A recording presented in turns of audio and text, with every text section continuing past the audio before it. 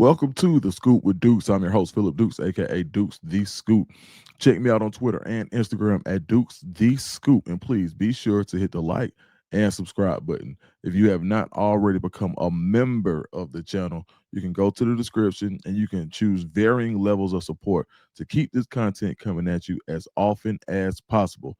And while you're in the description, make sure you check out International Voice. You'll see a link in the description where I got this sweatshirt. You see it? This is in Cleveland Browns colors. So if you want to support in a different way, you want to show your support for Shadur without getting the jersey or something, or in a different way. This is a good way to do it. You see, they have the sweatshirt that says is a Christian-based messaging on sweatshirts, coffee mugs, phone cases. They got it all. So you see this one, Jesus Christ is the way, the truth, and the light, for sure. So make sure you check out International Voice. All right, this is a CU Scoop / Shedeur Scoop. And so yesterday we were watching the Browns, and Shadur has a good game. I say I rate him for Shadur's potential based on how much he had to prepare. Like he said, the 1 week of practice. First start, I would go about an 8, man, because I know he can. I know there's levels to it, and I just know how that game goes if you catch a couple of the balls that were dropped or maybe the fumble, right? So, I think he had a really good game in his first start. And you can see, and you can't just look at his stats to judge his game. You got to look at the reaction of people around him and how they played. Myles Garrett's his 3 sacks out of 10, 18 on the season. I feel like when you saw his reaction, and everybody saw it, when you saw his reaction, when you saw him post game, you could tell that Shadur has brought a different level of juice to not only the offense, but the team as a whole. Myles Garrett was looking like, well, where has this been all my life? That's exactly what he was looking like. Shout out to Myles Garrett for supporting Shadur. And so you have to include the entirety of the team. And when you consider the juice that Shadur has brought, okay. I also want to talk about, so when you look at the good vibes, right? Cleveland's having a very rough season, okay? You started out with Joe Flacco. Dylan Gabriel goes 1-4. Shadur is 1-0 in his first start. Regardless of competition, regardless of it being the Raiders or not, it's still an NFL team. And it was said that Shadur isn't an NFL quarterback, which I believe he has proven or proving, still continuing to prove that he is an NFL quarterback. There are going to be some bumps in the road, right? And there are going to be some guys. This isn't the Super Bowl for Shadur, right? He's going to go right back to work. Hopefully, he gets another opportunity to show what he can do.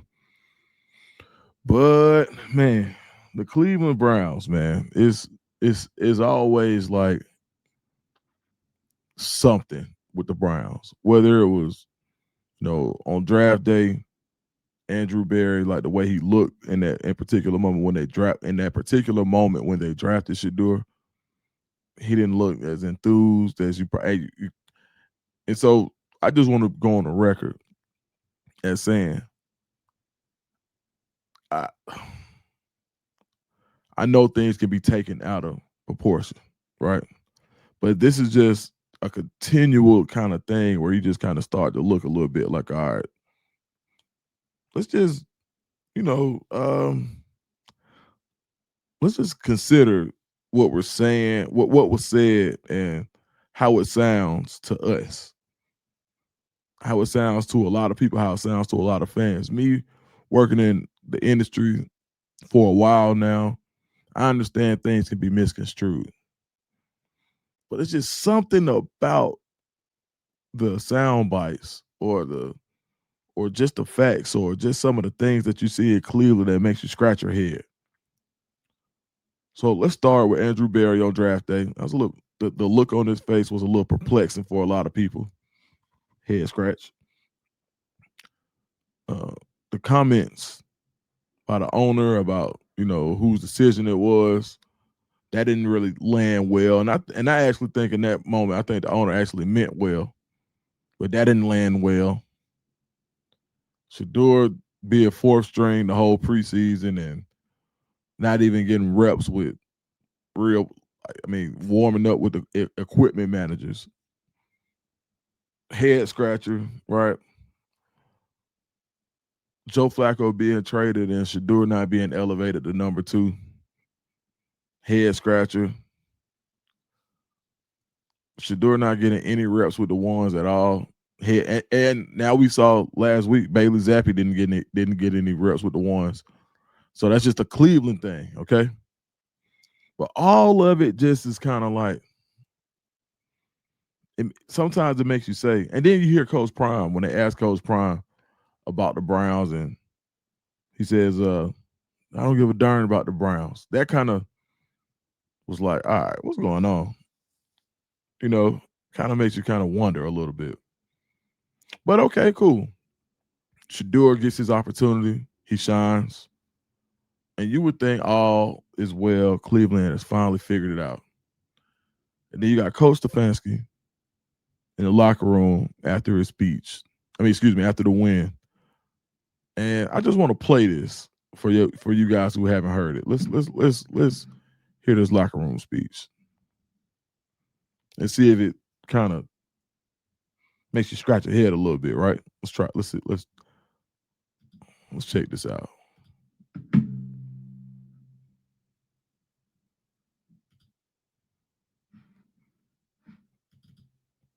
See, I got it right here.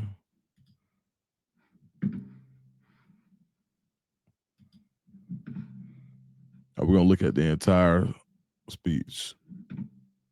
Road win!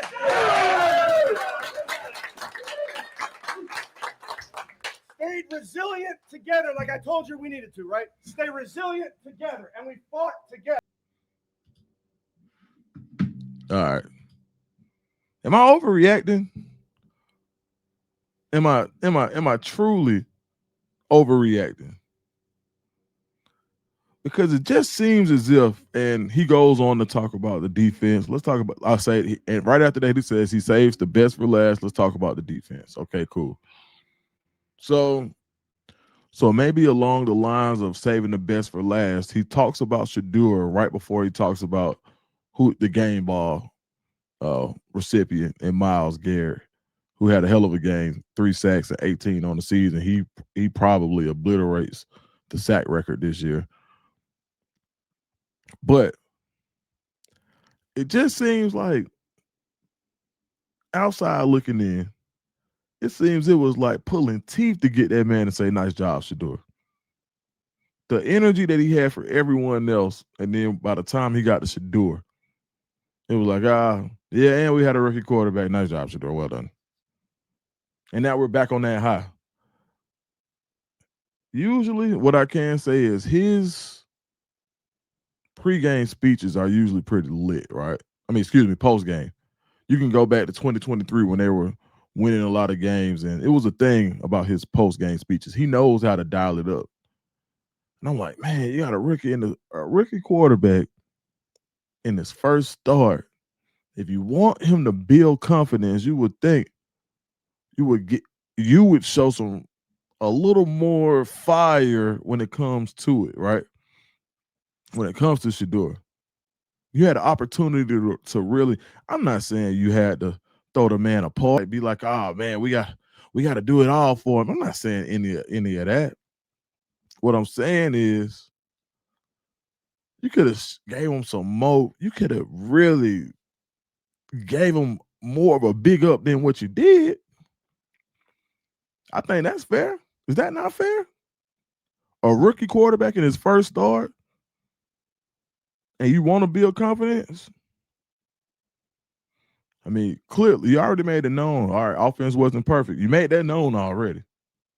But I'm like, man, when the Cleveland Browns get an opportunity to help, for whatever reason, when the Cleveland Browns have gotten the opportunity to really big Shadur up, They kind of haven't, man. And that was another missed opportunity, in my opinion.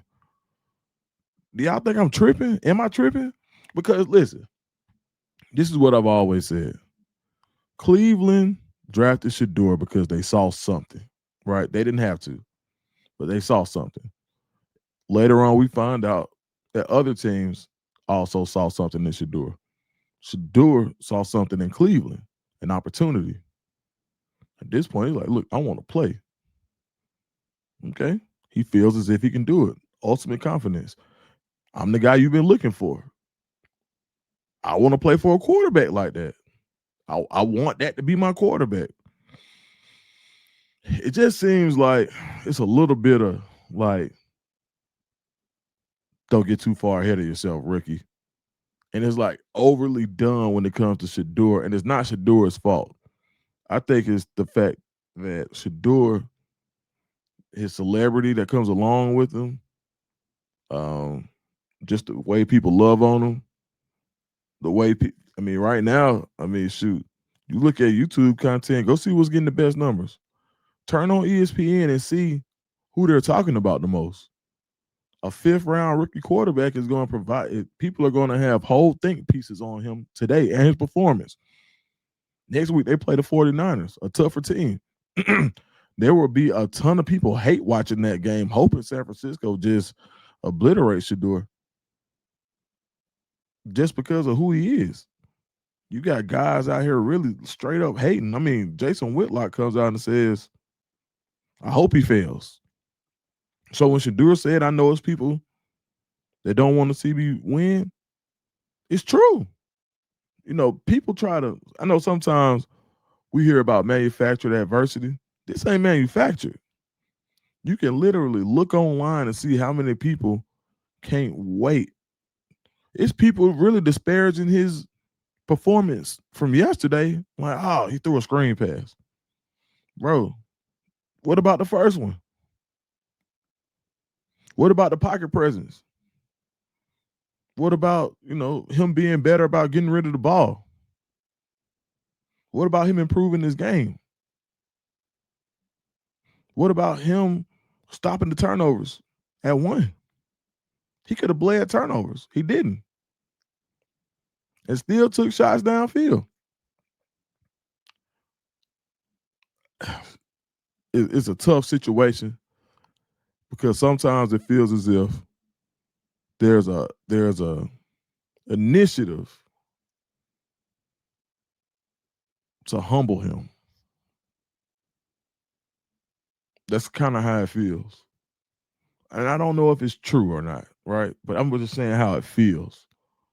So, and one sign of humanity and humility that I saw Shadur that I really respected is when they asked him about Dylan Gabriel and he didn't try to dunk on him because there were some times where people kind of Dylan Gabriel said some things that, probably he wish he probably could have had those words back the way they came out. And I don't want to talk about intention, but I do want to talk about result. The result sounded like, hey, bro, kind of took a shot at Shadur. And an intention and result are two different things, right? I know I've said things like we talked about, if you follow me, we talked about Hugh Freeze and some of the things that he said where it was kind of like, I don't know if he meant it to come out that way, but I know he wished he could have those words back. And then he later issued kind of like a redaction of his statement in a way. But I just wish the Cleveland Browns would nail it. When they drafted Shadur, they nailed it, right? They got a first round value in the fifth round. Even if some people say Shadur wasn't a first round value, all right, let's say a day two value in the fifth round. Let's say he wasn't a day two guy. Let's say you say a fourth round guy in the fifth round. Let's say you say the Ravens pick, or somebody wanted Shadur before the Browns. He was a value. No matter how much you try to devalue it, he was a value. They nailed it. Okay, cool. They got a great value in Shadur. But in times where it came to support Shadur, it's almost like they already had in their mind, not now, not now, not now. And Shadur is making his way through. And I just wish that they will find a way to nail it again when it comes to Shadur, whether that be in a vote of confidence, whether that be in, I don't know, you know, I don't know, like even body language sometimes, right? I just want to see the Browns have the same energy for Shadur that he has for the Browns. I think that's fair. All right, that's my time, y'all. I appreciate it. See y'all next time. Make sure you hit the like. Make sure you hit the subscribe button. I am out.